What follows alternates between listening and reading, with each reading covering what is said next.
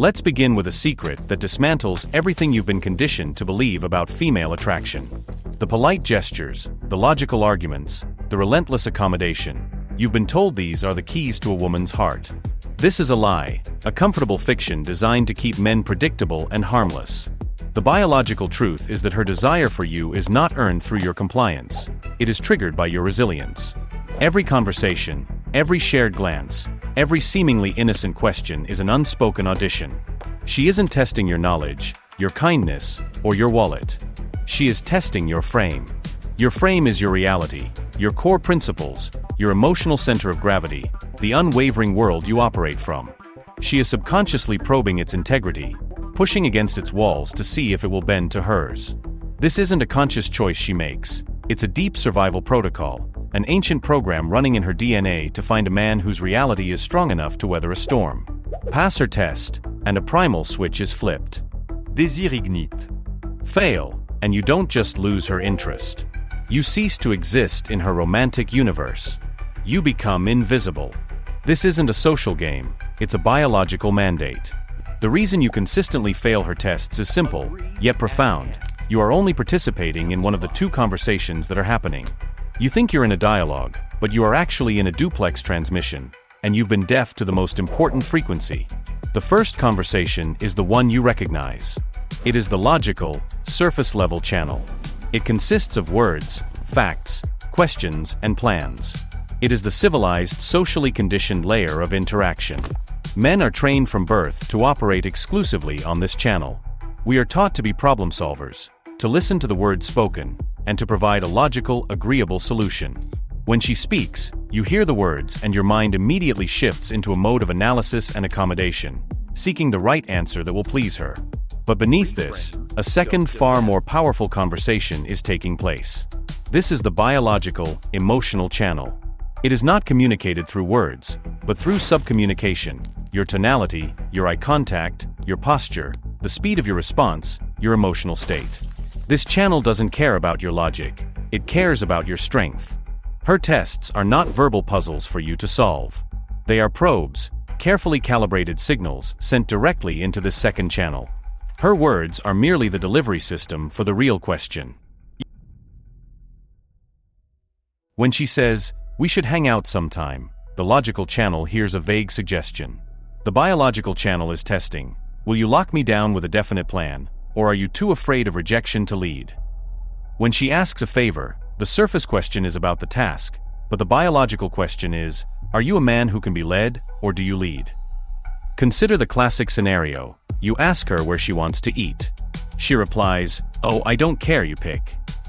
The average man hears a request for a decision and begins a futile negotiation. How about Italian? Or maybe sushi? What are you in the mood for? He thinks he is being considerate. In reality, he is screaming on the biological channel, "I am directionless. I have no plan. My reality is so weak that I need yours to make a simple decision." You are answering her verbal question while catastrophically failing her biological one. This is the fundamental error. To gain an advantage, you must first learn to decode the signals. These tests are not random acts of chaos. They are predictable patterns, instinctual probes from her evolutionary software. Once you see the patterns, you can never unsee them. This is your field guide. First is the compliance test. This is the most common and subtle test. It arrives as a small, seemingly innocent request designed to see if you will break your own flow to serve hers. The classic example, "Can you hold my purse?" Or "Could you run over there and get me a napkin?" The surface-level man, the pleaser, sees a chance to be helpful and immediately complies. He fails. The biological question isn't, "Are you helpful?" It is your reality so fragile that I can pull you out of it at will? By dropping everything to fulfill her minor request, you signal that your agenda is subordinate to hers. You are a follower. Next is the disagreement test, also known as the shit test. This is a small verbal grenade tossed into the conversation to gauge your emotional resilience.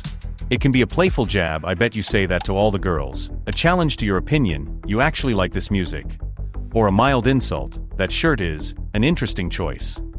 The purpose is to see if her words can shake you. Do you get defensive? Do you get angry? Do you immediately backtrack on? Your opinion to gain her approval?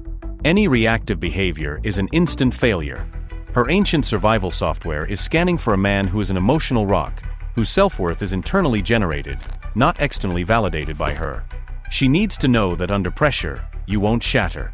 Then there is the jealousy test. She will casually introduce the ghost of competition to see if you flinch. This is done by mentioning an ex-boyfriend, "My ex loved this restaurant." A prominent male friend, "Oh, Mark and I were just talking about that." Or even a celebrity she finds attractive. The untrained man immediately becomes insecure. He might ask probing questions, get quiet and moody, or start subtly bragging to compete. He has failed. The test is designed to measure your status and your security in that status. A high-value man is unconcerned by other men, past or present. They are irrelevant data. Reacting with jealousy broadcasts on a primal frequency that you feel inferior, that you perceive the other man as a threat to your position. Finally, the flake test. This is a direct test of how you value your most precious resource, your time. She might be late for a date, cancel at the last minute, or respond to your text hours or days later. This isn't necessarily a sign of disrespect. It's a subconscious probe. The biological question is his life so empty that he will wait around for me?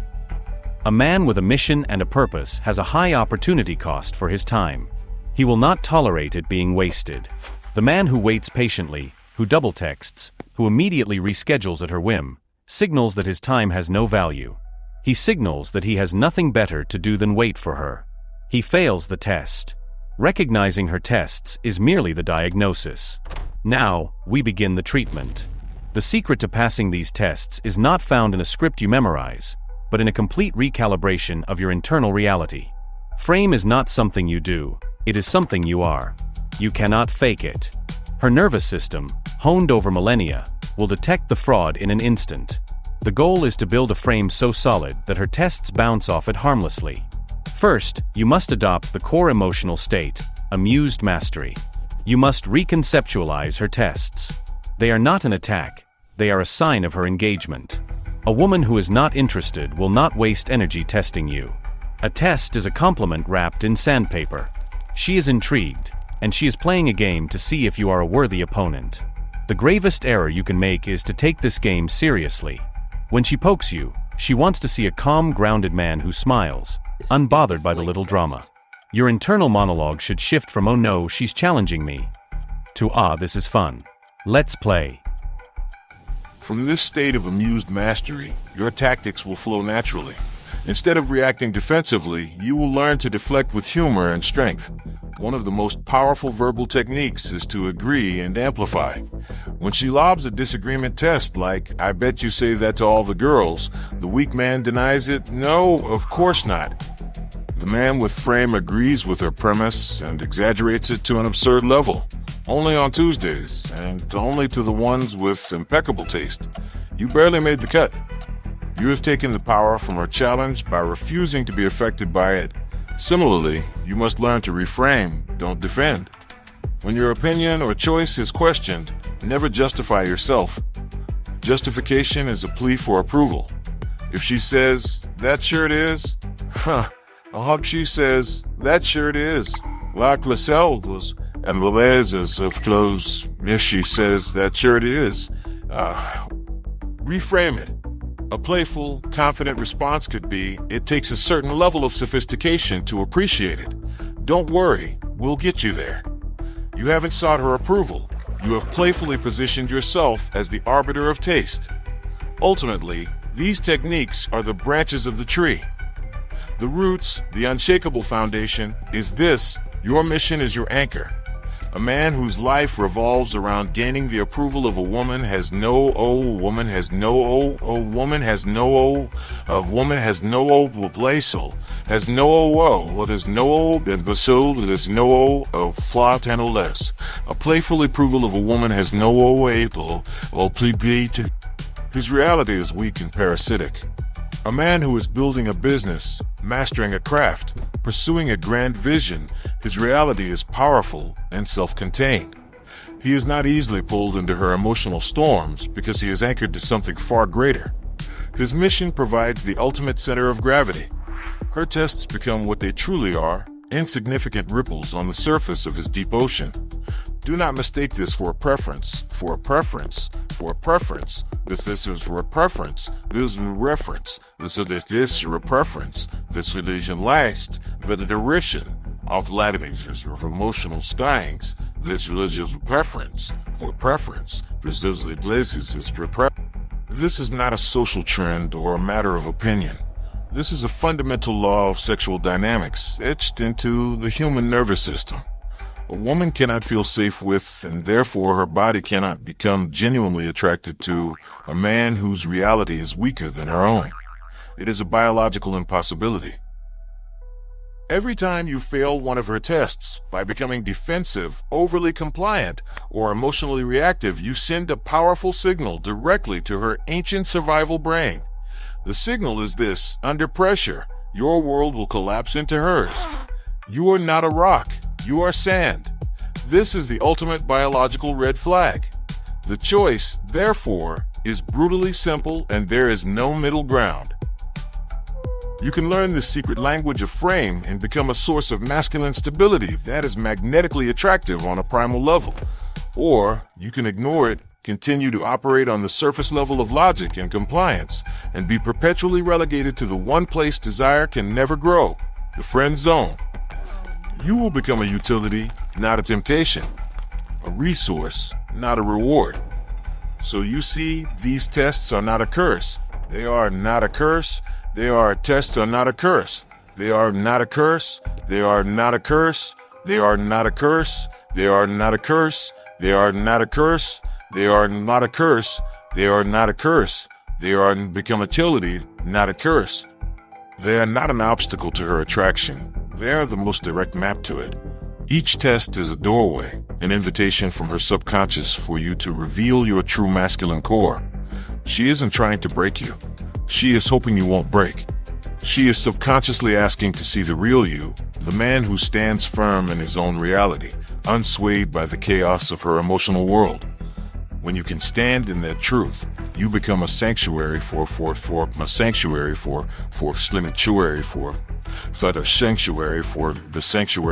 attraction, for charming, without black, mental soldiers. The way of charging on those glandules in the sanctuary for the build. The ultimate advantage, the final secret is this: the game is not about learning tricks to pass their tests. It is about becoming the man who doesn't even see them as tests anymore, but simply as a natural part of a playful interaction. The final mandate is to turn your focus inward. Stop seeking her approval and start building a life, a mission, a reality that you approve of. Build a frame so strong and a world so compelling that her so compelling that hers tail when it goes swaying, and platelings is stringenfell. A thousand million in Joe visibility, and buoys and morsators, and all the good blooding the teachers. So compelling, she will feel it before you say a word, and she will follow. Leave a comment below. I want to know which test you've seen the most.